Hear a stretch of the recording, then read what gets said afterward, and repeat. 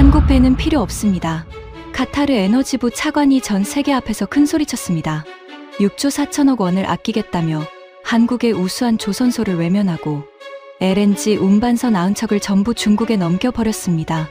그런데 2년 후 새벽, 그 거대한 배들이 바다 한가운데서 잇따라 멈춰섰습니다. 냉각 시스템이 폭발 직전까지 치솟았고 전 세계 원유의 4분의 1이 지나는 호르무즈 해협이 불바다가 될 뻔했습니다. 3번의 참사 끝에 카타르가 날린 돈은 무려 13조 원. 결국 그 차관은 거제도로 날아가 7년 대기 줄맨 끝에서 고개를 숙여야 했습니다. 중국을 선택한 대가로 13조 원을 허공에 날린 충격적인 사건의 전말을 지금 공개합니다. 시작하기 전 구독과 좋아요, 그리고 대한민국 파이팅! 댓글로 한국을 응원해주세요. 새벽 3시 47분이었습니다. 거대한 화면 위에서 붉은 글자가 깜빡이고 있었습니다. LNG 냉각 시스템 전면 정지. 경과 시간 22분. 탱크 내부 온도 급상승. 압력 한계치 접근 중. 그 한 줄 한 줄을 읽어 내려갈 때마다 제 손끝이 차갑게 식어갔습니다. 등줄기를 타고 식은땀이 흘러내렸고 와이셔츠가 살갗에 들러붙었습니다. 입안이 바싹 말라 침조차 삼키기 어려웠습니다. 현장 통신망에서 들려오는 엔지니어의 목소리는 잘게 떨리고 있었습니다. 이대로 두면 가스를 바다로 배출해야 합니다. 탱크가 한 개를 넘으면 선택지는 둘뿐입니다. 수천억 원짜리 가스를 바다에 버리거나 배와 함께 폭발하거나 그 중간은 없습니다. 저는 입을 열 수 없었습니다. 그 배에는 가스 탱크가 5개 실려 있었습니다. 5개가 동시에 터진다면 그 위력은 소형 핵폭탄에 맞먹습니다. 주변 해역 수십 킬로미터가 잿더미로 변하고 구조선조차 접근하지 못한 채 바다가 불타오르는 것을 그저 지켜봐야만 합니다. 머릿속으로 그 장면을 그리는 것만으로도 손바닥에 땀이 배었습니다. 27분이 지났을 때 저는 화면 한 구석의 지도를 확인했습니다. 붉은 경고등 하나가 깜빡이고 있었습니다. 호르무즈 해협 인근이었습니다. 전 세계 원유 수송의 약 4분의 1이 통과하는 바닷길입니다. 저 배가 그곳에서 터진다면 바닷길이 막히고 유가가 천정부지로 치솟으며 전 세계의 비난이 카타르 한 나라로 쏟아질 것입니다. 그때 우리가 내놓을 변명은 단 하나도 없습니다. 그것은 곧 국가 신뢰의 완전한 붕괴를 의미했습니다. 31분. 긴급 상황실에 사람들이 하나둘 모여들었습니다. 에너지부 장관 압두라지즈 알카비, 안보실의 유세프 빈 하마드, 그리고 기술팀장까지 모두 자리를 지켰지만 누구도 입을 열지 못했습니다. 무거운 침묵 속에서 거친 숨소리만이 회의실 바닥에 가라앉았습니다. 누군가 떨리는 손으로 물잔을 들었다가 한 모금도 마시지 못하고 다시 내려놓았습니다. 유리잔이 테이블에 부딪히는 소리가 유난히 크게 울렸습니다. 그러다 한 명씩 차례대로 저를 쳐다보기 시작했습니다. 그들이 왜 저를 보는지 저는 너무도 잘 알고 있었습니다. 이 방 안에서 그 90척의 발주 책임자가 누구인지 모르는 사람은 단 한 명도 없었으니까요. 저는 라시드 빈 칼리파 알마리입니다. 카타르 에너지부 차관으로서 LNG 운반선 발주 전략을 22년간 총괄해 왔습니다. 제가 직접 서명한 계약서만 300건이 넘습니다. 이 업계에서 저희 안목을 의심하는 사람은 없었습니다. 적어도 그날 새벽 이전까지는 그랬습니다. 본격적인 이야기에 앞서 구독과 좋아요, 그리고 댓글로 대한민국을 향한 뜨거운 응원을 부탁드립니다.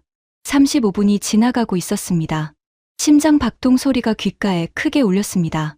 저는 폭발까지 남은 시간을 숨죽여 세고 있었습니다. 그런데 그 순간 제 머릿속을 스친 것은 기술도 중국도 아니었습니다. 2년 전에 작성되었던 그 한 장의 서류였습니다. 폭발까지 남은 시간보다 그날 제가 했던 오만한 서명이 저를 더 무겁게 짓눌렀습니다. 단지 배가 멈춘 것이 아니었습니다.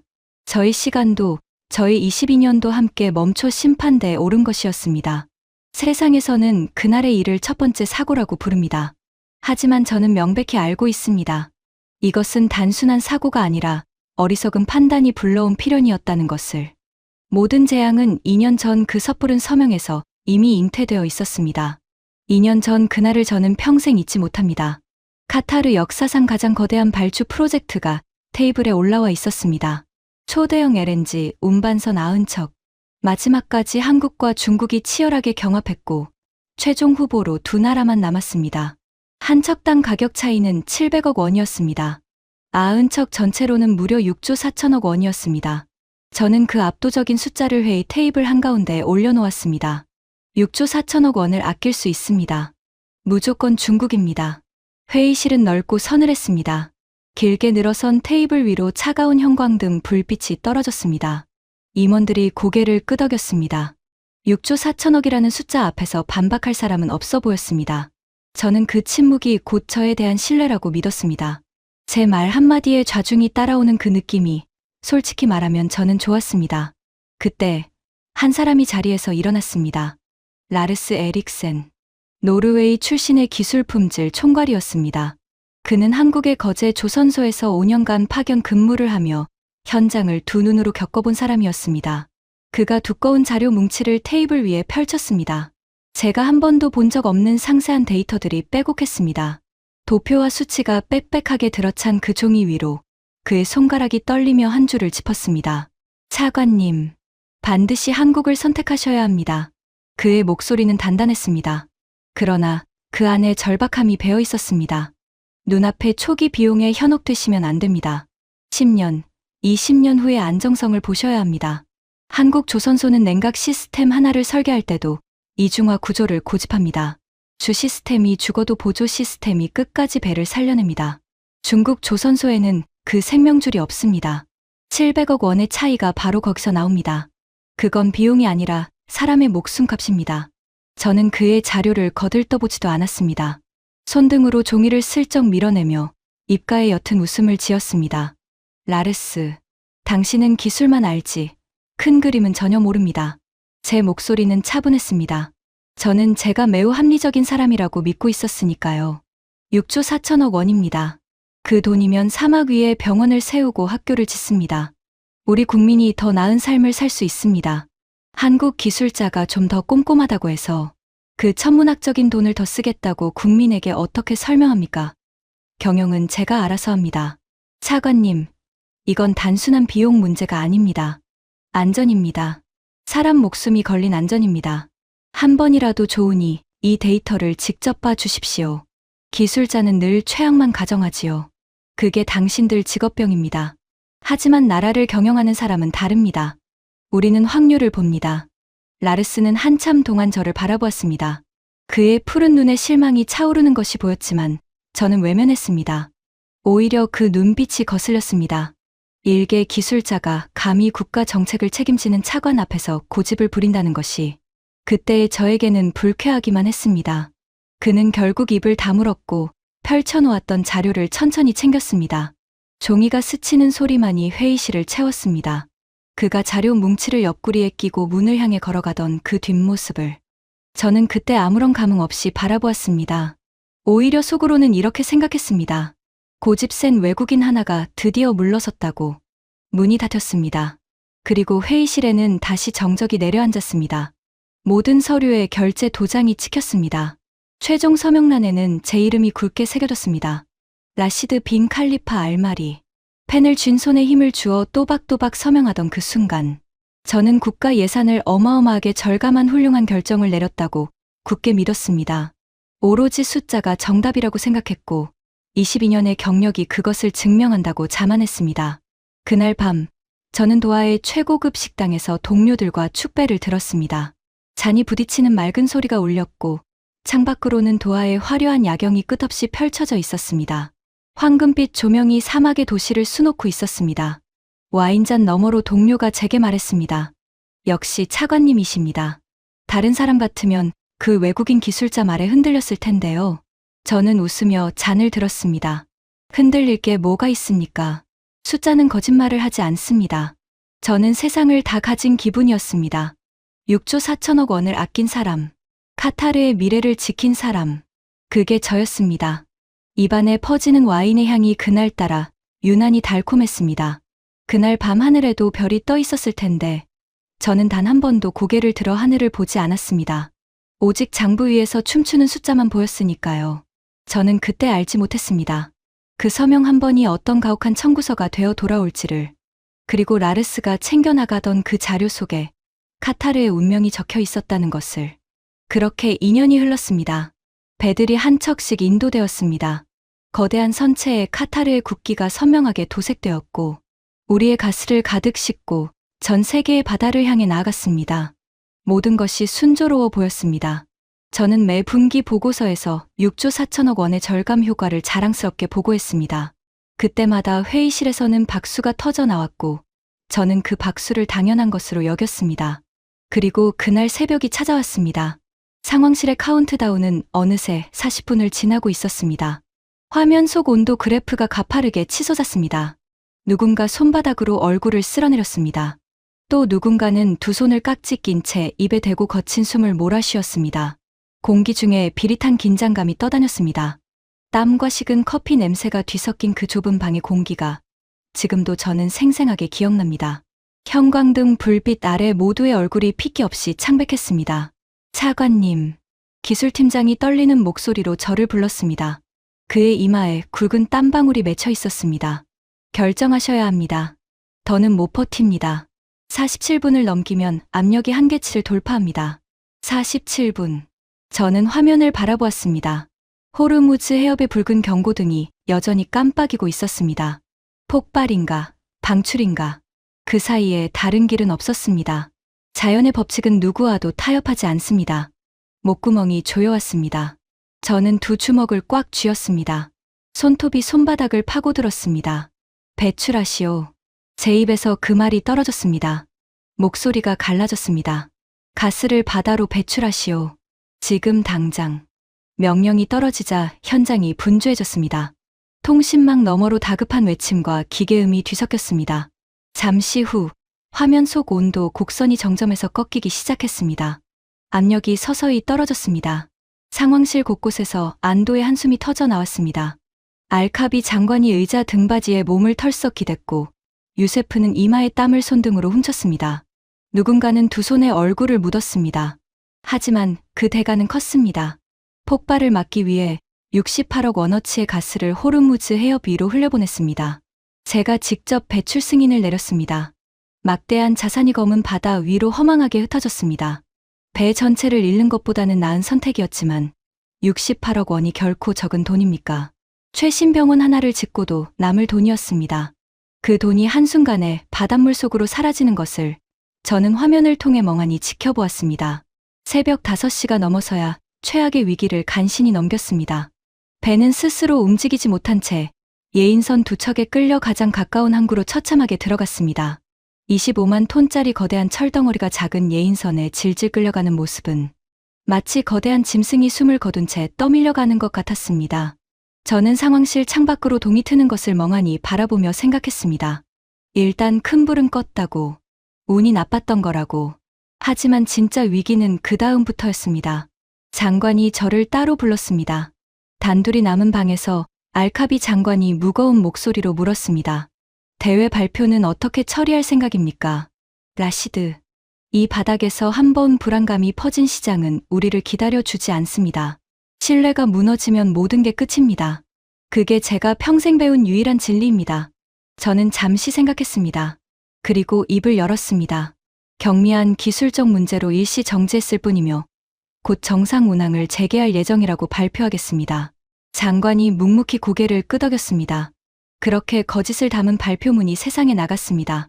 하지만 제 책상 위에 놓인 기술팀의 내부 분석 보고서는 전혀 다른 진실을 말하고 있었습니다. 붉은 글씨로 선명하게 박힌 한 문장이 제 눈을 찔렀습니다. 냉각 시스템 설계상 구조적 결함 가능성. 배제 불가. 확정된 것은 아니었습니다. 하지만 그 불길한 문구는 좀처럼 머릿속에서 지워지지 않았습니다. 저는 애써 외면하며 그 보고서를 서랍 깊숙이 밀어 넣었습니다. 지금은 조용히 넘겨야 할 때라고, 더 큰 그림을 봐야 한다고 스스로를 기만했습니다. 서랍을 닫는 손끝이 미세하게 떨렸습니다. 그 떨림이 무엇을 뜻하는지 저는 애써 모른 척했습니다. 라르스가 저를 찾아온 것은 바로 그날 오후였습니다. 그는 노크도 없이 문을 벌컥 열고 들어와 제 책상 앞에 무거운 얼굴로 섰습니다. 그의 손에는 아침에 제가 서랍에 감춰둔 바로 그 보고서가 들려 있었습니다. 어떻게 그것을 손에 넣었는지 묻고 싶었지만 그의 표정이 너무 단호해 입이 떨어지지 않았습니다. 차관님, 이건 단순한 부품 불량이 아닙니다. 명백한 구조적 결함입니다. 저는 의자에 거만하게 등을 기댄 채 그를 올려다보았습니다. 일부러 여유로운 표정을 지었습니다. 흔들리는 모습을 보이고 싶지 않았으니까요. 라르스, 배는 이미 항구에 안전하게 정박해 있습니다. 수리하면 그만인데 왜 이렇게 호들갑입니까? 수리로 끝날 문제가 아닙니다. 설계의 기초 자체가 잘못된 것이라면 같은 생산 라인에서 나온 배 전체가 시한폭탄입니다. 90척 전부 말입니다. 90척. 그 숫자가 다시 제 귀를 세차게 때렸습니다. 제가 직접 최종 도장을 찍었던 바로 그 90척이었습니다. 저는 잠시 말문이 막혔지만 곧 표정을 추슬렀습니다. 인정할 수 없었습니다. 인정하는 순간 제 22년이 통째로 무너지는 것이었으니까요. 라르스, 제가 한국에서 5년이나 근무하셨다니 한국 사랑이 대단하신 모양인데 그건 명백한 과잉 대응입니다. 고작 한 번의 사고를 핑계로 90척 전체를 불량품 취급할 셈입니까? 이 사실이 밖으로 새어나가면 카타르의 신뢰는 그걸로 끝입니다. 제 입에서 비아냥이 흘러나왔습니다. 라르스의 얼굴이 굳었습니다. 하지만 그는 물러서지 않았습니다. 차관님, 제가 거제에서 직접 봤습니다. 한국 엔지니어들은 밸브 하나를 설계할 때도 완벽을 위해 밤을 새웠습니다. 검증을 통과할 때까지는 결코 퇴근하지 않았습니다. 하지만 중국 조선소는 달랐습니다. 빠르게 물량을 빼내는 것만이 목표였습니다. 700억 원의 차이는 바로 거기서 나온 겁니다. 차관님이 아끼셨다는 그 돈은 사실 그들이 생략한 안전장치의 값이었습니다. 저는 자리에서 일어나 창가로 걸어갔습니다. 도하의 마천루가 사막의 햇살을 받아 눈부시게 빛나고 있었습니다. 저는 그 풍경을 등진 채 그를 향해 돌아섰습니다. 제가 22년 동안 이 자리를 지켜온 비결이 무엇인지 아십니까? 문제가 커지기 전에 조용히 덮고 막아내는 것입니다. 지금 이걸 공식적으로 인정하면 걷잡을 수 없게 됩니다. 당신 같은 기술자는 평생 이해하지 못할 영역입니다. 라르스가 제 앞으로 한 걸음 다가섰습니다. 그의 목소리가 한층 낮게 깔렸습니다. 차관님, 지금 체면을 따질 때가 아닙니다. 두 번째 사고가 터지는 순간 카타르는 모든 걸 잃습니다. 그때는 덮을 수도 없습니다. 저는 그를 똑바로 마주 보며 단호하게 잘라 말했습니다. 라르스, 당신은 어디까지나 기술자입니다. 저는 국가의 거대한 사업을 책임지는 사람입니다. 단 한 번의 오류 때문에 사업 전체를 뒤집을 수는 없습니다.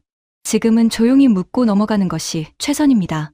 더 이상 이 문제로 제 방에 들어오지 마십시오. 라르스는 한참 동안 저를 뚫어지게 바라보았습니다. 아무런 대꾸도 하지 않았습니다. 그 침묵이 어떤 말보다 무거웠지만 저는 그것조차 그의 패배라고 여겼습니다. 그는 이내 들고 있던 보고서를 제 책상 위에 툭 내려놓고는 미련 없이 돌아서서 방을 나갔습니다. 문이 닫혔습니다. 그 문소리가 유독 무겁게 제 가슴을 때렸습니다. 저는 다시 창밖을 바라보았습니다. 2년 전 회의실에서 자료를 챙겨나가던 그의 뒷모습과 방금 문을 닫고 나간 그의 뒷모습이 겹쳐 보였습니다. 소름 끼치도록 똑같았습니다. 하지만 저는 곧 고개를 저었습니다. 약한 마음이 들 때마다 저는 그 숫자를 떠올렸습니다. 6조 4천억. 그 숫자가 제 방패였습니다. 그날 밤, 저는 집으로 돌아가지 못했습니다. 텅 빈 사무실 소파에 홀로 앉아 어둠을 응시하다가 다시 서랍을 열어 그 보고서를 꺼내 들었습니다. 붉은 글씨는 여전히 그 자리에 있었습니다. 구조적 결함 가능성. 배제 불가. 저는 그것이 일회성 고장이라고 믿고 싶었습니다. 어느 조선소에서 만든 기계든 흔히 겪는 일이라고 스스로에게 끊임없이 최면을 걸었습니다. 그러나 문을 닫고 나가던 라르스의 쓸쓸한 뒷모습이 자꾸만 눈앞에 어른거렸습니다. 그가 마지막으로 남긴 말이 귓가를 떠나지 않았습니다. 거제 조선소의 기술자들은 밸브 하나를 설계할 때도 완벽을 위해 밤을 새운다던 그 말. 검증을 통과할 때까지는 결코 퇴근하지 않는다던 그 말. 그리고 제가 아꼈다는 그 돈이 사실은 누군가 생략한 안전장치의 값이었다는 그 말. 저는 오직 6조 4천억 원을 아꼈다는 성과에만 도취되어 있었습니다. 그러나 그 돈이 도대체 무엇을 희생시켜 얻어낸 결과인지 그날 밤 처음으로 어렴풋이 되돌아보았습니다. 하지만 그것도 잠시뿐이었습니다. 새벽이 밝아오자 저는 다시 평소의 저로 돌아갔습니다. 차갑고 확신에 찬 오만한 차관으로 말입니다. 그날 새벽 우리는 간신히 배 한 척을 살려냈습니다. 하지만 진실은 서랍 속 깊은 어둠에 묻어버렸습니다. 문제는 해결된 것이 아니었습니다. 그저 잠시 미뤄둔 것뿐이었습니다. 깊은 바다 밑에 시한폭탄을 묻어두고 저는 아무 일 없다는 듯 다시 숫자를 헤아렸습니다. 그리고 며칠 뒤 또다시 고요한 새벽을 찢는 비상 전화가 울렸습니다. 수화기를 쥔 제 손끝이 떨려왔습니다. 며칠 전 겪었던 그 지옥 같은 밤의 기억이 온몸을 휘감았습니다. 심장이 먼저 그 끔찍한 순간을 기억해낸 것이었습니다. 22분, 27분, 31분, 35분, 40분, 47분. 머릿속에 카운트다운이 다시 울렸습니다. 폭발 직전까지 내몰렸던 그 공포가 생생하게 되살아났습니다. 등에 식은 땀이 쭉 흘렀습니다. 그런데 이번 전화는 항구에 정박해 수리 중이던 그 배에 관한 것이 아니었습니다. 우리가 발주한 90척 가운데 완전히 다른 선박이었습니다. 수화기 너머의 목소리가 떨리며 말했습니다. 차관님, 또 멈췄습니다. 똑같습니다. 냉각 시스템이 완전히 똑같은 방식으로 멈췄습니다. 저는 수화기를 든 채 그 자리에 얼어붙었습니다. 라르스의 경고가 제가 비웃으며 책상 위에 내팽개쳤던 그 한마디가 며칠 만에 현실이 되어 돌아오고 있었습니다. 미친 듯이 달려가 긴급 상황실 문을 열어젖혔습니다. 들어서는 순간 공기부터가 완전히 다르다는 것을 직감했습니다. 며칠 전에는 극도의 긴장 속에서도 누군가 상황을 브리핑하는 소리는 들렸습니다. 하지만 이번에는 쥐 죽은 듯 아무도 입을 열지 못했습니다. 거친 숨소리만이 무거운 회의실을 짓누르고 있었습니다. 알카비 장관의 날카로운 시선이 저에게 꽂혔습니다. 유세프 안보실장 역시 저를 노려보고 있었습니다. 며칠 전과 비슷한 시선이었지만 거기 담긴 분노의 무게는 차원이 달랐습니다. 그것은 더 이상 단순한 의문이 아니었습니다. 명백한 추궁이자 심판의 눈빛이었습니다. 어쩌다 이 지경이 되었는지 모든 결정의 책임자인 당신이 대답해보라고 침묵으로 소리치고 있었습니다. 상황 브리핑. 장관이 억눌린 목소리로 짧게 지시했습니다. 대형 스크린에 두 개의 복잡한 그래프가 동시에 떠올랐습니다. 왼쪽은 며칠 전 첫 번째 사고의 데이터였고 오른쪽은 방금 발생한 사고의 실시간 데이터였습니다. 나란히 배치된 두 그래프는 소름이 돋을 만큼 완벽하게 일치했습니다. 온도 급상승 궤적부터 압력 변화, 그리고 시스템이 먹통이 되는 시점까지 마치 같은 틀로 찍어낸 것처럼 겹쳐 있었습니다. 라르스가 어두운 표정으로 자리에서 일어났습니다. 그는 저를 보지 않았습니다. 오직 스크린만 응시한 채 입을 열었습니다. 중국의 같은 조선소, 같은 생산 라인에서 정확히 같은 시기에 건조된 쌍둥이 배들입니다. 무려 950km나 떨어진 전혀 다른 바다에서 운항 중이던 두 선박이 토시아나 틀리지 않고 똑같은 방식으로 멈췄습니다. 그가 잠시 말을 멈추었습니다. 회의실의 모든 시선이 그의 입에 모였습니다. 차관님, 이것은 결코 우연한 사고가 아닙니다. 그 선고 같은 말을 듣는 순간 제 등줄기를 타고 식은 땀이 비 오듯 흘러내렸습니다. 며칠 전에는 그래도 어쩌다 발생한 불운이라는 변명 뒤에 비겁하게 숨을 수 있었습니다. 그런데 이제 그 유일한 방패마저 산산조각이 났습니다. 똑같은 방식으로 두 번이나 심장이 멎어버린 배들 앞에서 우연이라는 변명은 설 자리가 없었습니다. 저는 두 손을 테이블 위에 올린 채 그것이 떨리지 않도록 안간힘을 썼습니다. 하지만 손가락 끝이 자꾸만 경련했습니다. 입안이 모래를 씹은 것처럼 까끌거렸습니다. 알카비 장관이 떨리는 목소리로 물었습니다. 나머지 선박들의 상태는 어떻습니까? 라르스가 대답했습니다. 해당 라인에서 출고된 배는 총 26척입니다. 이미 2척이 동일한 결함으로 멈췄으니 나머지 24척도 언제 터질지 모르는 똑같은 위험을 안고 있다고 봐야 합니다. 26척. 그 숫자가 거대한 망치가 되어 제 머리를 내리쳤습니다. 바로 이 순간에도 수많은 배들이 끝없는 바다 위를 떠돌고 있었습니다. 우리의 가스를 가득 싣고 카타르의 이름을 옆구리에 단 채 전 세계의 해협을 누비고 있었습니다. 그 배들의 심장부에는 며칠 전 사고와 완전히 똑같은 악성 결함이 조용히 웅크리고 있었습니다. 언제 폭발할지 아무도 예측할 수 없는 시한폭탄이었습니다. 지옥 같은 회의가 끝나고 저는 비틀거리며 집무실로 돌아왔습니다. 다리에 힘이 풀려 가죽 의자에 털썩 주저앉고 말았습니다. 양손은 통제할 수 없을 정도로 떨리고 있었습니다. 떨리는 손으로 서랍을 열어 2년 전 체결했던 그 계약서를 다시 꺼냈습니다. 서명란에는 제 이름이 지울 수 없는 낙인처럼 찍혀 있었습니다. 라시드 빈 칼리파 알마리. 6조 4천억 원이라는 핏빛 숫자가 머릿속을 미친 듯이 맴돌았습니다. 그 돈을 아끼려고 저는 어리석게도 중국을 택했습니다. 라르스가 간곡하게 한국을 선택해야 한다고 호소했을 때 저는 도대체 무슨 말을 짓거렸단 말입니까? 기술자는 우물 안개굴이라 큰 그림을 보지 못한다고 짓밟았습니다. 경영의 묘미는 제가 더 잘 안다고 큰소리쳤습니다. 그러나 지금 제 눈앞에 던져진 결과물은 연이은 2번의 대형 사고였습니다. 붕어빵처럼 똑같은 결함, 일치하는 고장 패턴, 재현된 공포, 그리고 바다 곳곳에 흩어져 있는 24척의 예고된 폭탄들. 라르스가 했던 말이 다시 가슴을 파고들었습니다. 거제 조선소에서는 밸브 하나도 허투루 넘기지 않고 완벽한 통과 승인이 떨어질 때까지 밤잠을 반납했다는 그 이야기. 한국의 장인들이 영혼을 갈아 넣어 쌓은 그 신뢰의 시간을 우리는 얄팍한 6조 4천억 원의 돈뭉치와 맞바꿔 버린 것입니다. 그날 처음으로 저희 철옹성 같던 오만함에 금이 가기 시작했습니다. 짙은 어둠이 깔린 저녁, 라르스가 다시 제 방을 찾아왔습니다. 이번에는 굳게 닫힌 문을 정중히 노크하고 들어왔습니다. 며칠 전과는 확연히 다른 모습이었습니다. 분노의 불꽃은 차갑게 식어 있었고 그 자리에는 참담한 피로감만이 짙게 깔려 있었습니다. 그의 퀭한 눈 밑으로 깊은 그림자가 드리워져 있었습니다. 차관님, 당장 모든 운항을 전면 중단시켜야 합니다. 26척 전부 말입니다. 지금 대양을 건너고 있는 선박들을 즉시 멈춰야 합니다. 저는 절망적으로 고개를 가로저었습니다. 지금 일방적으로 물류를 멈추면 전 세계 고객들과 맺은 공급 계약이 전부 위약금 폭탄이 되어 돌아옵니다. 카타르가 가스를 제때 공급하지 못한다는 소문이 퍼지는 순간 우리는 끝입니다. 절대 안 됩니다. 차관님, 여기서 3번째 사고가 터진다면 계약서 쪼가리가 다 무슨 소용입니까? 안 된다고 했습니다. 저는 소리쳤습니다. 하지만 그 목소리에는 며칠 전에 확신이 없었습니다. 라르스도 그것을 느꼈을 것입니다. 그는 제 억지를 한참 동안 말없이 지켜보았습니다. 이내 깊은 한숨을 내쉬며 한 발짝 물러섰습니다.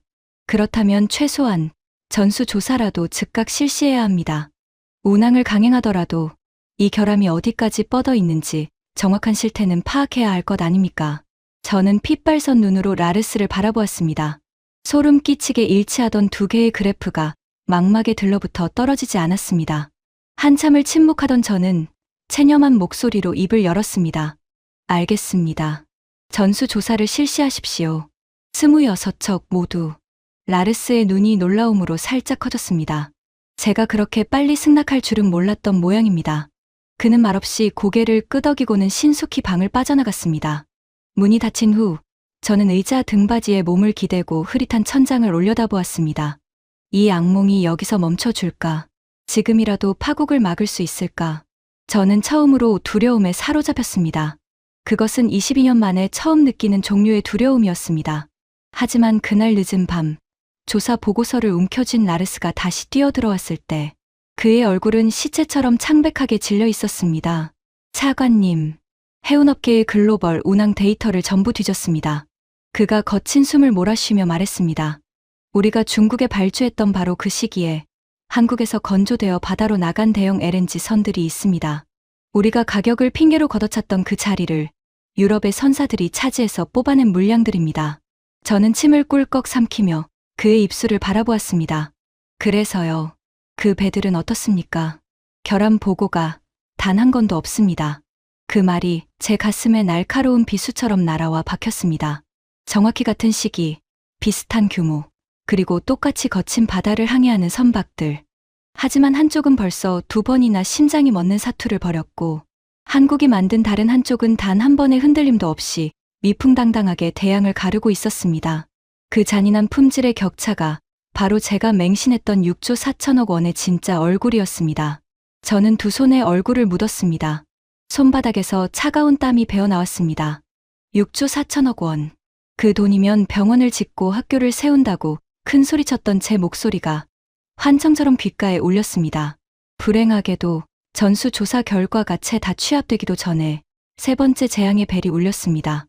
이번 사고는 이전 2번의 경고와는 질적으로 완전히 달랐습니다. 단순히 냉각 시스템만 멈춘 것이 아니었습니다. 배의 심장인 전력 시스템이 완전히 블랙아웃되었고 외부와 연결되는 통신 시스템마저 동시에 끊어져 버렸습니다. 25만 톤짜리 거대한 철덩어리가 칠흑 같은 바다 한가운데서 완벽한 암흑 속의 유령선으로 전락한 것입니다. 저는 미친 듯이 울리는 전화기를 손에 꽉 쥔 채 넋이 나간 사람처럼 한참을 멍하니 서 있었습니다. 다리에서 스르륵 힘이 빠져나가는 것이 느껴졌습니다. 첫 번째와 두 번째 사고는 그나마 냉각 시스템에 국한된 문제였고 위태롭지만 배 자체는 간신히 움직일 수 있었습니다. 하지만 이번 세 번째는 차원이 달랐습니다. 거대한 배가 통째로 숨을 거둔 것입니다. 긴급 회의실에 들어섰을 때 아주 기이한 광경이 펼쳐졌습니다. 그 누구도 저와 눈을 마주치지 않았습니다. 첫 번째와 두 번째 사고 당시에는 모두가 저를 쏘아보며 책임을 묻는 시선을 보냈습니다. 그러나 이번에는 달랐습니다. 알카비 장관도 유세프 안보실장도 그저 묵묵히 책상만 내려다볼 뿐이었습니다. 차라리 매서운 추궁이 나았습니다. 저를 외면하는 그 무거운 침묵이 뼛속까지 더 두려웠습니다. 이미 정치적 사형 선고가 내려진 사람을 대할 때 사람들이 어떤 태도를 취하는지 저는 22년 동안 이 냉혹한 바닥에서 뼈저리게 배워왔습니다. 스크린 앞에 선 기술팀장은 사시나무 떨듯 손을 떨며 브리핑을 시작했습니다. 전력, 냉각, 그리고 통신까지 3중으로 동시에 마비되었습니다. 선박이 바다 한가운데서 완전히 표류 중이며 자체 복구는 불가능한 상황입니다. 급히 예인선을 급파한 상태입니다. 동시 마비라는 끔찍한 단어가 제 뇌리를 떠나지 않았습니다. LNG선에서 심장과도 같은 전력이 끊어진다는 것은 곧 선박의 완벽한 죽음을 의미합니다. 냉각 장치가 멈추고 외부와의 통신이 두절되며 조타조차 불가능해집니다. 게다가 그 안에는 폭발 위험이 극심한 가스탱크 5개가 실려 있었습니다. 거대한 시한폭탄을 품고 정처 없이 바다를 맴도는 셈이었습니다.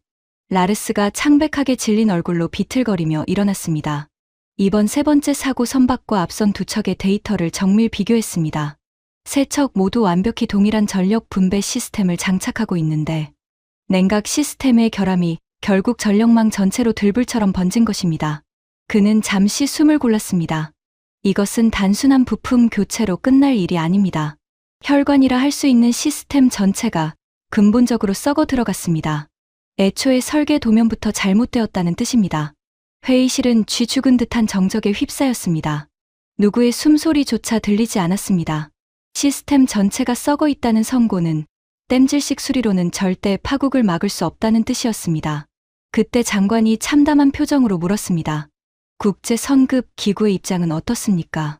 기술팀장이 덜덜 떨리는 목소리로 기어들어가듯 대답했습니다.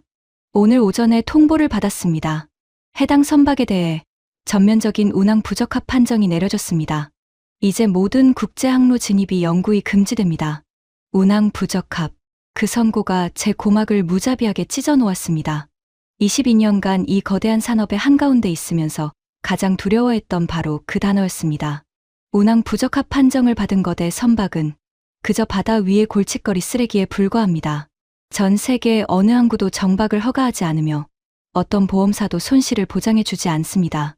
국가의 명예를 짊어지고 대양을 누비던 배가 국제사회에서 처참하게 퇴출당한 것입니다. 그리고 그 배의 탄생을 알리는 계약서에는 바로 제 이름이 뚜렷하게 박혀 있었습니다.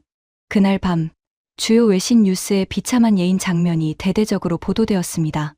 25만 톤짜리 거대한 LNG선이 작은 예인선 두 척에 질질 끌려오는 굴욕적인 모습이었습니다. 모든 조명이 꺼진 채 검은 바다를 떠도는 그 배는 마치 거대한 짐승의 사체와 같았습니다. 그 선체 옆면에는 카타르의 국기가 선명하게 도색되어 있었습니다.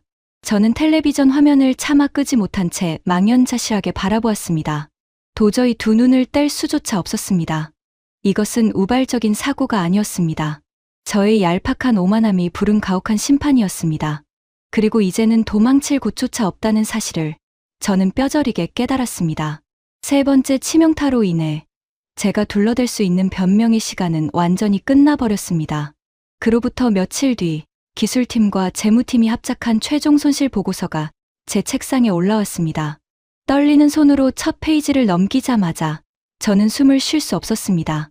적혀있는 손실 규모가 너무도 비현실적으로 거대하여 눈앞이 아득해졌습니다. 한 줄을 읽어 내려갈 때마다 억장이 무너졌고 다음 줄의 숫자는 이전보다 더욱 흉하게 부풀어 있었습니다. 페이지를 넘길수록 눈덩이처럼 불어나는 피해에 질려 마지막 총합 페이지를 보았을 때는 의자에 앉은 몸이 그대로 얼어붙어 버렸습니다. 2조 1천억 원. 이것조차 아직 사태가 수습되지 않은 현재 시점의 확정 손실일 뿐이었습니다. 본격적인 재앙은 끝나지도 않았는데 벌써 2조 1천억 원이라는 거액이 허공에서 불타버린 것입니다. 6조 4천억 원을 아껴보겠다고 한국의 기술을 매몰차게 외면했는데 인도받고 고작 2년 만에 천문학적인 국부가 증발해버렸습니다. 더 무서운 점은 이것이 겨우 시작에 불과하다는 사실이었습니다. 그때 라르스가 두꺼운 서류 뭉치를 안고 집무실로 뛰어들어왔습니다. 그의 얼굴 근육이 딱딱하게 굳어있는 것을 보니 결코 희소식이 아님을 본능적으로 직감했습니다. 차관님, 26척에 대한 전수조사 결과가 최종 도출되었습니다. 저는 아무 말 없이 그의 창백한 얼굴만 쳐다보았습니다. 그가 들고 있던 두꺼운 보고서를 책상 중앙에 쾅 소리가 나게 내려놓았습니다. 26척 가운데 무려 21척에서 동일한 결함이 발견되었습니다. 균열의 정도 차이만 조금씩 있을 뿐 시스템의 뇌관이 썩어 들어가는 똑같은 시한폭탄을 안고 있습니다. 21척. 그 절망적인 숫자를 듣자마자 저는 척추가 무너져 내리듯 의자 등받이에 푹 파묻혔습니다. 초점이 흐려진 눈으로 하얀 천장만 멍하니 쳐다보았습니다. 전체 26척 중 21척이라는 끔찍한 숫자가 머릿속을 빙빙 맴돌았습니다. 그 괴물 같은 배들이 지금 이 순간에도 거센 파도를 타고 있었습니다. 가공할 위력의 시한폭탄 21개가 지구촌 곳곳을 활보하고 있었던 셈입니다. 그 흉한 무기들의 발주서에는 어김없이 저의 오만한 서명이 훈장처럼 찍혀 있었습니다. 무조건 전면 수리에 들어가야 합니다. 결함이 확인된 21척 모두 지금 당장 도크로 끌고 와야 합니다. 라르스가 단호하게 소리쳤고 저는 넋이 나간 채 고개를 끄덕였습니다. 다른 선택지는 애초에 존재하지 않았습니다. 21척을 폭탄인 줄 뻔히 알면서 바다에 방치할 수는 없는 노릇이었습니다. 조치를 취하지 않으면 4번째, 5번째 참사가 연달아 터지는 것은 시간 문제일 뿐이었습니다. 예상되는 총수리 비용은 어느 정도입니까?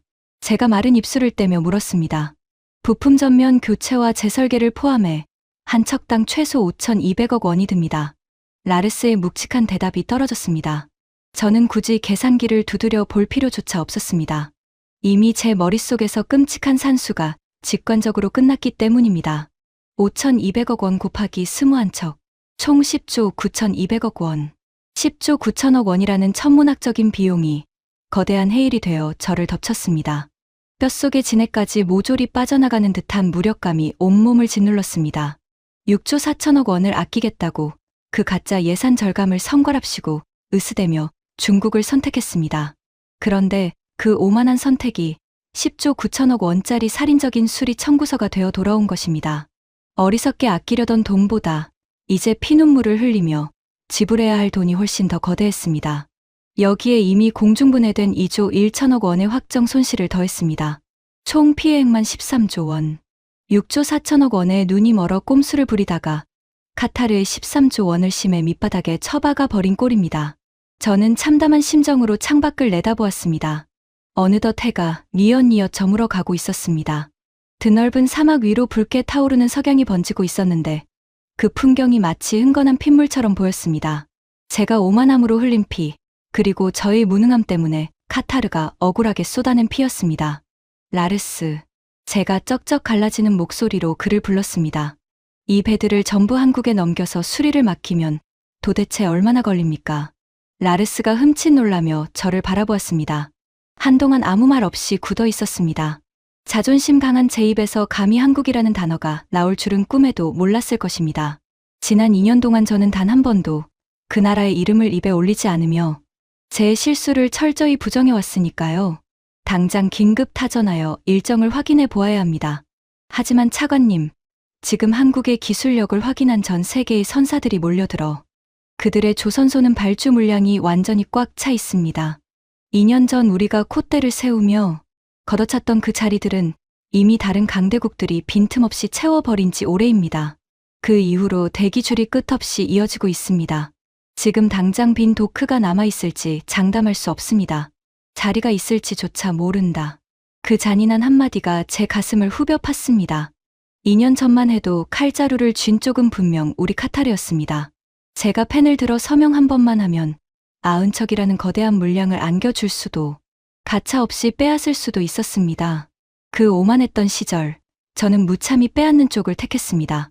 고작 6조 4천억 원을 아끼겠다고 말입니다. 하지만 지금은 모든 질서가 완벽하게 뒤집혀 버렸습니다. 이제는 우리가 머리를 조아리며 자리가 나기만을 기약 없이 기다려야 하는 비참한 처지로 전락한 것입니다.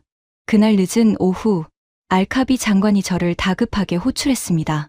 장관실 문을 열고 들어섰을 때 그의 얼굴에는 짙은 먹구름이 끼어 있었습니다. 책상 한가운데에는 천문학적인 숫자가 적힌 손실 보고서가 펼쳐져 있었고 그 옆으로 각종 심각한 문서들이 산더미처럼 쌓여 있었습니다. 라시드, 방금 최악의 보고를 받았소. 하산 장관이 바닥으로 가라앉는 목소리로 입을 열었습니다. 글로벌 보험사들이 일제히 등을 돌리기 시작했소. 카타르가 발주한 모든 LNG선에 대해 위험도를 전면 재평가하고 보험료를 대폭 인상하겠다고 통보해왔소. 저는 숨을 죽인 채 그의 입술만 바라보았습니다. 그 인상폭이 자그마치 52%요. 52%. 저는 그 잔인한 수치를 머릿속으로 빠르게 굴려보았습니다. 우리가 보유한 전체 LNG 선단의 보험료가 52%나 폭등한다면 매년 허공에 뿌려야 하는 추가 유지비만 수천억 원에 달했습니다. 이것은 단순히 3번의 사고로 끝날 문제가 아니었습니다. 카타르라는 국가가 주도하는 LNG 운송 사업의 뼈대 자체가 송두리째 흔들리는 대재앙이었습니다. 배를 바다에 띄울 때마다 오히려 천문학적인 적자를 보는 기형적인 구조가 되어 버린 것입니다. 엎친 데 덮친 격으로 일본 측에서도 긴급 연락이 왔소. 장관의 절망적인 브리핑이 계속되었습니다. 기존에 맺었던 장기 운송 계약을 전면 재검토하겠다는 통보였소. 결함이 가득한 우리 배에 자신들의 에너지를 믿고 실어도 될지 바닥부터 다시 평가하겠다는 뜻이오. 저는 망치로 머리를 얻어맞은 듯 아무런 대꾸도 하지 못했습니다. 수십 년간 쌓은 자부심이 한순간에 무너져 내리는 기분이었습니다. 아시아의 주요 고객인 일본이 움직이기 시작했다는 것은 파멸의 서막에 불과했습니다. 한 국가가 불신을 품기 시작하면 다른 국가들도 썰물처럼 빠져나가기 마련입니다.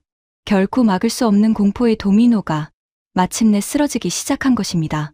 특히 일본이라는 나라가 보내온 그 한 통의 연락이 저에게는 가장 뼈아팠습니다.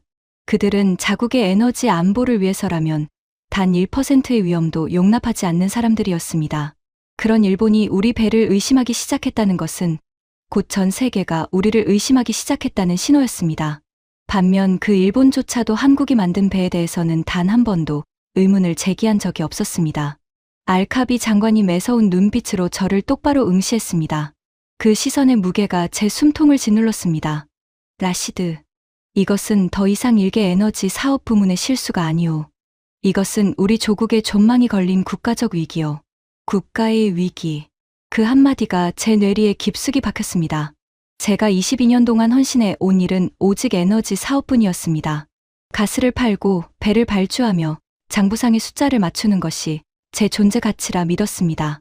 그런데 지금 제 눈앞에 닥친 재난은 더 이상 종이 위의 얄팍한 숫자가 아니었습니다. 카타르라는 국가의 이름과 중동 최고의 에너지 허브라는 위상이었습니다. 수십 년간 수많은 이들이 공들여 쌓아 올린 그 거대한 신뢰의 탑이 무너지고 있었습니다. 바로 제 오만한 두 손으로 그 모든 것을 박살내버린 것입니다. 당장 한국 조선소 쪽에 연락을 취하시오. 장관이 절박하게 명령했습니다. 수단과 방법을 가리지 말고 최대한 빨리 해결책을 찾아야 하오. 이제 돈은 문제가 되지 않소. 지금 우리에게 진정으로 부족한 것은 시간뿐이오. 저는 참담한 표정으로 고개를 끄덕이고 장관실을 빠져나왔습니다. 길고 어두운 복도를 걸어 나오며 2년 전 그 오만했던 회의실 풍경이 환영처럼 떠올랐습니다. 라르스가 자료를 펼치며 반드시 한국을 선택해야 한다고 목소리를 높이던 그 순간, 그리고 제가 그 자료를 쓰레기 취급하며 덮어버리던 그 비웃음. 기술자는 좁은 시야에 갇혀 큰 그림을 보지 못하고 경영의 정수는 오직 나만이 안다는 그 치기 어린 자만심. 그 오만함이 이제 국가를 파멸로 몰고 가는 피 묻은 청구서가 되어 돌아온 것입니다. 비틀거리며 집무실로 돌아온 뒤 저는 멍하니 창밖을 내다보았습니다. 태양은 이미 지평선 너머로 완전히 몸을 숨겼습니다. 광활한 사막 위로 번지던 붉은 노을조차 점차 칠흑 같은 어둠 속으로 차갑게 잠식되어 가고 있었습니다. 그때 라르스가 급한 발걸음으로 들어왔습니다. 차관님, 방금 한국 조선소 측 책임자들과 긴급 타전을 마쳤습니다. 저는 황급히 고개를 돌려 그를 바라보았습니다. 심장이 쿵쾅거리며 뛰기 시작했습니다. 하지만 라르스의 어두운 표정 속에 이미 제가 두려워하던 대답이 고스란히 적혀 있었습니다. 현재 그들의 모든 도크 스케줄이 완벽하게 꽉 차 있다고 합니다. 비집고 들어갈 틈조차 없어서 최소 7년은 대기해야만 하는 상황입니다. 우선순위로 새치기를 하려면 40%라는 살인적인 프리미엄을 얹어 주어야 하는데 그 돈을 낸다고 해도 당장 자리가 날지 아무도 장담할 수 없다고 합니다. 7년. 저는 고통스럽게 두 눈을 질끈 감았습니다. 단 하루가 급한 마당에 7년이라는 영겁의 세월을 마냥 기다릴 수는 없었습니다. 스무한 척의 거대한 시한폭탄이 지금 이 순간에도 거센 파도를 타고 있었습니다. 당장 내일 새벽에 네 번째 폭발 사고가 터진다 해도 전혀 이상하지 않은 벼랑 끝이었습니다. 앞으로 7년 동안 그 스무한 척의 괴물들이 버젓이 전 세계 항로를 유령처럼 돌아다니도록 방치할 수는 없는 노릇이었습니다. 하지만 우리의 썩어버린 배를 완벽하게 고쳐낼 수 있는 곳은 오직 한국의 조선소들 뿐이었습니다. 다른 어설픈 국가들은 아예 대안조차 될 수 없었습니다. 압도적인 기술력으로 철저한 검증을 끝마친 곳은 전 세계를 통틀어 오직 한국뿐이었으니까요. 라르스. 제가 힘겹게 입을 열었습니다. 제 목소리는 처참하게 떨리고 있었습니다. 2년 전에 당신이 옳았소. 라르스는 묵묵히 저를 응시했습니다. 아무런 대꾸도 하지 않는 그를 향해 저는 처음으로 패배를 인정했습니다. 반드시 한국을 선택해야 한다고 당신이 피를 토하듯 호소했을 때 내가 당신의 말을 들었어야만 했소. 기술자는 시야가 좁아 큰 그림을 모른다고 내가 짓밟고 조롱했지. 경영의 본질은 나만이 안다고 거만하게 떠들었어. 내가 완벽하게 틀렸소. 라르스는 한참 동안 저를 가만히 바라보았습니다. 그의 깊은 눈동자 속에는 저를 향한 분노나 원망 따위는 이미 남아있지 않았습니다. 그저 감당하기 힘든 짙은 피로감만이 가라앉아 있을 뿐이었습니다. 지난 2년 동안 저희 독단에 무시당하며 속으로 삼켜야 했던 피로, 연달아 터지는 3번의 참사를 맨몸으로 수습하며 뼛속까지 스며든 극한의 피로였습니다. 차관님, 지금 위급한 상황에서 과거의 잘잘못을 따지는 것은 의미가 없습니다. 라르스가 차분하지만 단호하게 선을 그었습니다. 지금 우리에게 남은 유일한 과제는 이 재앙을 앞으로 어떻게 수습하느냐입니다. 저는 패잔병처럼 힘없이 고개를 끄덕였습니다. 그의 말이 100번 옳았습니다. 후회와 자책은 모든 사태가 끝난 뒤에 평생을 바쳐 해도 충분했습니다. 지금 당장 발등에 떨어진 불덩이부터 꺼야만 했습니다. 내가 직접 한국에 가야겠소. 라르스가 뜻밖의 결단에 놀란 듯 두 눈을 크게 떴습니다. 차관님께서 직접 가신다고요? 그래. 내가 직접 가서 그들 앞에 머리를 숙여야만 하오. 이건 전화 한 통이나 화상회의로 어물쩍 넘길 수 있는 사안이 아니오. 직접 그들의 눈을 보고 대면해서 진심으로 이야기해야 하오. 우리가 뼈저리게 잘못했다고, 제발 다시 한 번만 기회를 달라고 애원해야만 하오. 저는 그렇게 말하면서도 속으로는 두려웠습니다. 2년 전 그들의 자존심을 짓밟고 버렸던 제가 이제 와서 살려달라고 애원하러 간다는 그 치욕스러운 말을 어떻게 시작해야 할지 도무지 알 수 없었습니다. 그날 밤, 저는 무거운 마음으로 짐을 꾸렸습니다. 낡은 서류 가방 안에는 13조 원이라는 참혹한 숫자가 적힌 손실 보고서를 챙겨 넣었습니다. 그리고 2년 전 체결했던 그 원흉 같은 계약서도 함께 넣었습니다.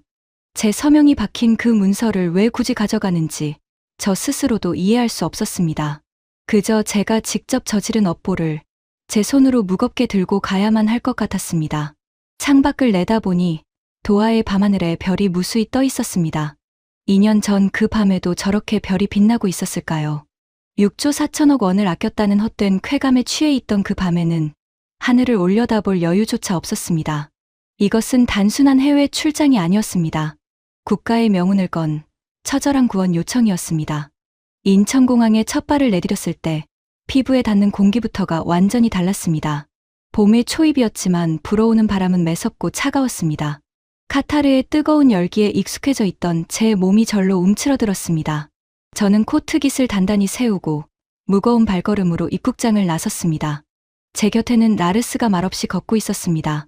우리는 곧장 차를 타고 거제를 향해 달렸습니다. 2년 전에는 당신들의 자존심을 짓밟고 버렸는데 이제 와서 살려달라고 애원하러 왔다는 그 창밖으로는 낯설고 이국적인 풍경들이 끊임없이 스쳐 지나갔습니다. 저는 그 긴 시간 동안 단 한마디도 입 밖에 내지 못했습니다. 무슨 말부터 어떻게 꺼내야 할지 눈앞이 캄캄했습니다. 2년 전에는 당신들의 자존심을 짓밟고 버렸는데 이제 와서 살려달라고 애원하러 왔다는 그 치욕스러운 말을 어떻게 시작해야 할지 도무지 알 수 없었습니다. 마침내 거제의 거대한 조선소가 시야에 들어오기 시작했을 때 저는 경이로움의 할 말을 잃고 말았습니다. 거대한 골리앗 크레인들이 하늘을 찌르듯 솟아 있었습니다. 단순히 한두 개가 아니었습니다. 수십 개의 크레인이 웅장하게 줄지어 서 있었고 그 압도적인 높이와 규모는 끝이 보이지 않을 정도였습니다. 끝없이 펼쳐진 도크에는 배들이 빈틈없이 들어차 있었습니다. LNG선 특유의 둥글고 거대한 탱크들이 눈부신 햇빛을 받아 은빛으로 빛나고 있었습니다. 사방에서 시뻘건 용접 불꽃이 폭죽처럼 터져 올랐고 수천 명에 달하는 기술자들이 마치 거대한 유기체처럼 일사불란하게 움직이고 있었습니다. 그 경이롭고 거대한 산업의 스케일 앞에서 저는 완전히 압도되어 숨이 턱 막혔습니다. 저게 전부 LNG선입니까? 제가 떨리는 목소리로 조심스레 물었습니다. 네, 전부 다른 국가들에서 쏟아진 발주 물량들입니다. 라르스가 차분하게 대답했습니다. 2년 전 우리가 가격을 핑계로 걷어찼던 그 자리를 다른 강대국들이 앞다투어 채워버린 결과입니다. 저는 꿀먹은 벙어리처럼 아무런 대답도 하지 못했습니다. 2년 전 바로 저 영광스러운 자리에 우리 카타르의 배가 당당히 자리 잡을 수 있었습니다. 제가 고집을 꺾고 서명만 제대로 했다면, 라르스의 충언을 귀담아 들었다면 지금쯤 저 거대한 도크에서 카타르의 긍지를 담은 배가 튼튼하게 만들어지고 있었을 것입니다. 저는 그 황금 같은 기회를 고작 6조 4천억 원이라는 푼돈과 맞바꾸어 버린 것입니다. 이윽고 우리는 본관 회의실로 안내를 받았습니다. 한국 측 책임자들과 실무진이 이미 자리에 앉아 우리를 기다리고 있었습니다. 그들의 표정은 놀라울 만큼 담담하고 차분했습니다. 우리를 열렬히 환영하는 기색도 없었지만 그렇다고 차갑게 문전박대하거나 거부하는 모습도 아니었습니다. 그저 흔들림 없이 고요할 뿐이었습니다. 그들의 단단한 표정을 마주하자 2년 전 우리가 그들을 대했던 무례한 방식이 뼈아프게 떠올랐습니다. 우리였다면 분명 분노하고 조롱했을 것입니다. 아니, 그보다 훨씬 더 오만하게 굴었을 것이 분명합니다. 우리는 그들을 끝없는 대기실에 방치했고 얄팍한 숫자를 들이밀며 모욕적으로 흥정했으며 결국에는 매정하게 내버렸으니까요. 제가 먼저 무거운 입을 뗐습니다. 가슴속에서 심장이 터질 듯이 뛰고 있었습니다. 최대한 솔직하게 모든 것을 말씀드리겠습니다. 순간 넓은 회의실에 무거운 정적이 내려앉았습니다. 모든 사람의 시선이 일제히 저를 향했습니다. 2년 전 저희 카타르가 돌이킬 수 없는 치명적인 실수를 저질렀습니다. 품질과 신뢰는 외면한 채 오직 눈앞의 가격표만 보고 어리석은 결정을 내렸습니다. 그 근시안적인 결정이 이런 참혹한 재앙을 불러올 줄은 꿈에도 몰랐습니다. 저는 깊게 숨을 들이마셨습니다. 심장이 목구멍 밖으로 튀어나올 것만 같았습니다. 현재 저희는 벼랑 끝에 서 있습니다. 스무한 척의 선박에 구조적인 결함이 발견되었고 당장 전면적인 수리가 시급합니다. 전 세계 어느 곳에서도 이 문제를 해결할 수가 없습니다.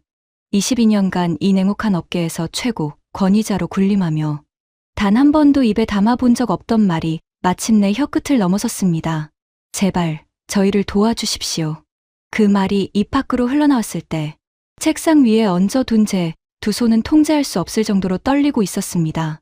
2년 전 바로 이 사람들 앞에서 기술자는 큰 그림을 모른다며 거만하게 훈계했던 제가 이제는 살려달라고 애걸하고 있었습니다. 6조 4천억 원을 아끼겠다며 차갑게 등을 돌렸던 제가 이제는 그들 앞에 머리를 조아리고 있었습니다. 회의실에는 꽤 오랫동안 숨막히는 침묵이 흘렀습니다. 한국 측 담당자들이 서로의 눈빛을 조용히 교환했습니다. 그 고요한 침묵이 저를 천근만근의 무게로 짓눌렀습니다. 한참의 시간이 흐른 뒤 가장 상석에 앉아있던 한국 측 최고 책임자가 무겁게 입을 열었습니다. 차관님, 저희 역시 있는 그대로 솔직하게 말씀드리겠습니다. 현재 저희 조선소의 모든 도크에는 단 하나의 빈자리도 남아있지 않습니다. 향후 7년치의 건조 스케줄이 이미 전 세계 고객들과의 계약으로 완벽하게 확정되어 있습니다. 7년. 그 절망적인 숫자를 직접 귀로 듣는 순간 제 눈앞이 새카맣게 막혔습니다. 저희는 7년이라는 긴 세월을 결코 버틸 수 없었습니다. 당장 폭발할지 모르는 스무한 척의 배가 위험천만하게 바다 위에 떠 있었으니까요. 프리미엄을 지불하겠습니다. 원하시는 금액이 얼마가 되었든 전부 맞춰드리겠습니다. 제가 이성을 잃고 갈라진 목소리로 다급하게 매달렸습니다. 하지만 한국 측 책임자는 단호하게 고개를 가로저었습니다. 차관님, 이것은 단순히 돈으로 해결될 문제가 아닙니다. 돈의 문제가 아니다. 그 짧고 묵직한 한마디가 제 심장에 화살처럼 꽂혔습니다. 2년 전 제가 그들에게 쏟아냈던 폭언이 부메랑이 되어 돌아왔습니다. 6조 4천억 원이면 병원을 짓고 학교를 세울 수 있다고 세상의 모든 가치는 돈이 전부라고 거만하게 믿었습니다. 그 막강한 자본력만 있으면 세상의 어떤 질서든 제 마음대로 쥐고 흔들 수 있다고 착각했습니다. 하지만 지금 돌아온 대답은 세상에는 돈으로도 살 수 없는 가치가 존재한다는 것이었습니다. 저희 경영진도 최선을 다해 검토는 해보겠습니다. 하지만 무리한 약속은 드릴 수 없습니다. 저희를 끝까지 믿고 기다려준 기존 고객들과의 신뢰가 무엇보다 최우선이니까요. 신뢰. 그 고결한 단어가 귀에 날카롭게 박혔습니다. 제가 2년 전에 가차없이 쓰레기통에 처박았던 것이 바로 그 신뢰였습니다. 그리고 지금 눈앞에 이들이 어떠한 유혹에도 흔들리지 않고 목숨처럼 지켜내고 있는 것도 바로 그 신뢰였습니다. 우리는 얄팍한 6조 4천억 원을 탐내며 신뢰를 헌신짝처럼 버렸습니다. 반면 그들은 눈앞의 이익보다 파트너와의 신뢰를 우직하게 지켰습니다. 그 근본적인 철학의 차이가 지금 이 회의실에 완벽하게 뒤바뀐 가불의 질서를 만들어낸 것입니다. 그렇게 피말리는 회의가 끝났습니다. 우리가 얻어낸 명확한 확답은 아무것도 없었습니다. 내부적으로 검토해보겠다. 추후에 연락을 주겠다. 그 원론적인 대답이 전부였습니다. 거제 조선소를 빠져나오며 저는 멍하니 뒤를 돌아보았습니다. 거대한 골리앗 크레인들은 여전히 힘차게 돌아가고 있었고 땀 흘리는 기술자들의 용접 불꽃이 찬란하게 터지고 있었습니다. 저 위대한 산업의 심장부 안에서 우리가 아닌 다른 국가들의 튼튼한 배들이 정성껏 만들어지고 있었습니다. 우리가 제 발로 걷어차 버린 그 빈자리를 꿰찬 배들이 말입니다. 카타르로 초라하게 돌아온 뒤 저는 며칠 밤낮을 뜬 눈으로 지새우며 잠을 이루지 못했습니다. 거제의 그 경이로웠던 조선소에서 목격했던 압도적인 광경이 뇌리에서 떠나지를 않았습니다. 구름을 뚫을 듯 솟아있던 수십 기의 크레인들, 지평선 끝까지 이어져 있던 장대한 도크, 수천 명의 장인들이 뿜어내던 뜨거운 열기와 생명력, 그리고 40%의 엄청난 웃돈을 제시받고도 기존 고객과의 신뢰를 지키기 위해 담담하게 자리가 없다고 선을 긋던 그들의 굳건한 표정. 저는 끊임없이 저 자신에게 질문을 던졌습니다. 왜 하필 한국인가? 어째서 전 세계의 모든 강대국이 앞다투어 한국 앞에 줄을 서며 번호표를 뽑는가? 왜 우리는 그토록 잘 나가던 중국을 버리고 한국 말고는 도망칠 곳조차 남지 않았는가? 2년 전에는 감히 그런 본질적인 생각을 해본 적이 없었습니다. 그때 제게 한국은 그저 협상 테이블에 올라온 여러 선택지 중 하나에 불과했습니다. 가격은 다소 비싸지만 기술력 하나만큼은 제법 훌륭하다는 나라. 딱 그 정도의 얕은 인식뿐이었습니다. 결국 저는 라르스를 불러 물었습니다. 도대체 한국이 어떤 험난한 가시밭길을 걸어왔기에 지금 저렇게 전 세계를 발 아래 두는 압도적인 위치까지 올라갈 수 있었는지를. 라르스가 들려준 이야기는 경이로움 그 자체였습니다. 1970년대 그들은 그야말로 아무것도 없는 척박한 모래벌판에서 맨손으로 시작했습니다. 라르스가 나직이 입을 열었습니다. 자본도 기술도 경험도 없던 가난한 시절에 거대한 배를 직접 만들겠다고 호기롭게 덤벼들었습니다. 당시 전 세계의 콧대 높은 선진국들이 그들의 무모한 도전을 비웃었습니다. 그런데 한국인들은 결코 멈추지 않았습니다. 모욕적인 비웃음을 견뎌내면서도 묵묵히 쇳물을 끓이고 철판을 잘랐습니다. 무려 50년이라는 세월 동안 꺾이지 않는 집념으로 그 자리를 지켜냈습니다. 저는 숨을 죽인 채 그의 이야기에 빠져들었습니다. 그 중에서도 제가 거제에서 직접 두 눈으로 본 시기가 있습니다. 글로벌 조선업이 최악의 불황을 맞아 완전히 붕괴되었을 때였습니다. 전 세계의 선박 발주가 씨가 마르고 수많은 조선소가 파산하며 피를 흘렸습니다. 하루아침에 수만 명의 숙련된 기술자들이 거리로 쫓겨나 일자리를 잃었습니다. 그의 목소리가 잠시 떨렸습니다. 그런데 한국의 조선소들은 뼈를 깎는 고통 속에서도 그 도크를 악착같이 지켜냈습니다. 핵심 기술자들의 손을 결코 놓지 않았습니다. 언젠가 반드시 다시 호황이 찾아올 것이라고, 그때를 대비해 기술력을 보존하며 버텨야 한다고 믿었기 때문입니다. 당장 직원들 월급 줄 돈이 말라붙어도 그들은 끝끝내 그 자리에 남았습니다. 저는 그 광경을 옆에서 지켜보며 솔직히 이해할 수 없었습니다. 저토록 비효율적인 고집이 도대체 무슨 의미가 있나 싶었습니다. 라르스가 저를 똑바로 바라보았습니다. 하지만 차관님, 마침내 세상의 판도가 완벽하게 바뀌었습니다. 유럽의 가스관이 끊기고 해상 LNG 수요가 용암처럼 폭발했을 때 전 세계는 경악하며 깨달았습니다. 이토록 정밀하고 거대한 대형 LNG선을 오차 없이 완벽하게 건조해낼 수 있는 나라는 지구상에 오직 한국뿐이라는 사실을 말입니다.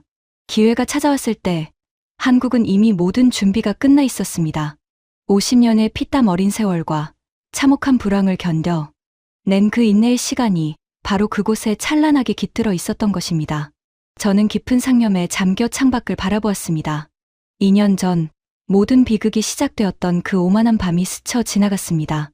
6조 4천억 원을 아꼈다며 세상을 다 가진 듯 축배를 들던 그 어리석은 밤. 저는 그때 한국이 품고 있던 그 위대한 50년의 역사를 전혀 알지 못했습니다. 그들이 가장 어두운 시절에 흘렸던 그 뜨거운 피눈물도 몰랐습니다. 저는 그저 얄팍한 계산기 위에서 춤추는 숫자만 보았을 뿐입니다. 그 차가운 숫자 이면에 첩첩이 쌓여있는 장인들의 시간과 땀방울을 볼 수 있는 안목이 제게는 없었습니다.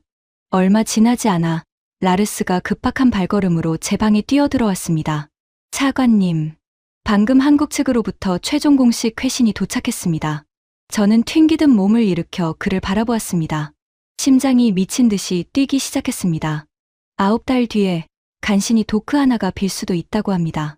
물론 100% 확정된 것은 아닙니다. 기존 발주처 선사들과 치열한 일정 조율이 필요하고 그쪽에서 양보를 허락해야만 진입이 가능합니다. 다만 그들이 내건 확고한 전제 조건이 있습니다. 그 조건이 무엇이오? 제가 마른 입술을 축이며 물었습니다. 40%의 할증 프리미엄 적용. 그리고 향후 카타르가 진행하는 모든 선박 발주 프로젝트에서 무조건 한국을 독점적인 우선 협상 대상자로 지정해달라는 것입니다. 40%라는 살인적인 웃돈, 거기에 미래의 모든 발주에 대한 독점 우선권까지. 2년 전 제가 칼자루를 쥐고 있던 시절이었다면 헛소리라며 코웃음 치고 당장 문전박대했을 굴욕적인 조건이었습니다. 하지만 6조 4천억 원을 아끼겠다고 그들을 매몰차게 버렸던 저는 이제 40%의 벌금을 더 물고서도 9달을 노심초사하며 자리가 나기만을 기도해야 하는 가장 비참한 처지로 굴러떨어졌습니다. 저는 한참 동안 멍하니 앉아 아무런 말도 잇지 못했습니다. 천천히 고개를 돌려 창밖을 바라보았습니다. 도하에 짙은 밤하늘에는 여전히 차가운 별들이 무심하게 반짝이고 있었습니다. 전부 받아들이겠소. 제 입에서 무거운 결단이 떨어졌습니다. 라르스가 놀란 눈으로 저를 쳐다보았습니다. 세부 조건 협상은 시도조차 안 하실 작정이십니까? 도대체 우리가 무슨 자격으로 협상을 한단 말이오? 저는 라르스의 두 눈을 똑바로 응시하며 힘주어 말했습니다. 라르스, 한국은 결코 단가가 비싼 나라가 아니었소. 라르스는 묵묵히 입을 다문 채 저희 참회를 듣고 있었습니다. 한국은 자신이 만든 배에 대해 끝까지 완벽하게 책임지는 나라였소. 우리는 그저 번지르르한 허울을 좇았고 한국은 영혼을 담아 제대로 된 작품을 만들었어. 우리가 고작 6조 4천억 원의 셈을 할 때 한국은 묵묵히 50년의 모진 풍파를 버텨냈어. 그 철학의 차이가 결국 오늘날 전 세계가 우러러보는 압도적인 질서를 만들어낸 것이오. 저는 책상 위에 초라하게 놓여있는 2년 전의 중국 계약서를 내려다보았습니다. 제 오만한 서명이 검게 찍힌 그 저주받은 문서, 그 경솔했던 펜놀림 한 번이 13조 원이라는 전대미문의 국가적 손실을 불러왔고 카타르라는 위대한 이름의 신뢰를 벼랑 끝으로 밀어넣었으며 결국 저를 이 비참한 참회의 자리로 무릎 꿇게 만들었습니다. 하지만 뼈아픈 대가를 치르고 나서야 비로소 명확히 깨달았습니다.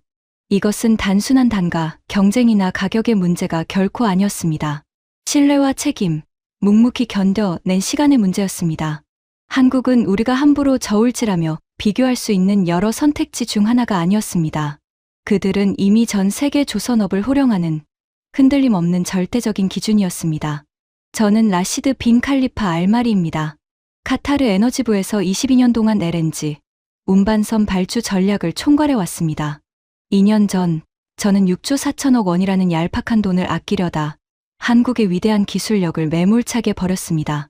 그 오만한 선택은 결국 13조 원이라는 참혹한 손실의 부메랑이 되어 돌아왔습니다. 연달아 터진 3번의 해상 참사, 결함덩어리인 21척의 시한폭탄, 처참하게 붕괴된 국가의 신뢰. 그 모든 비극은 바로 제 어리석은 서명에서 비롯된 패착이었습니다. 저는 오직 얄팍하게 계산만 했고 한국은 위대한 인내로 굳건히 버텼습니다.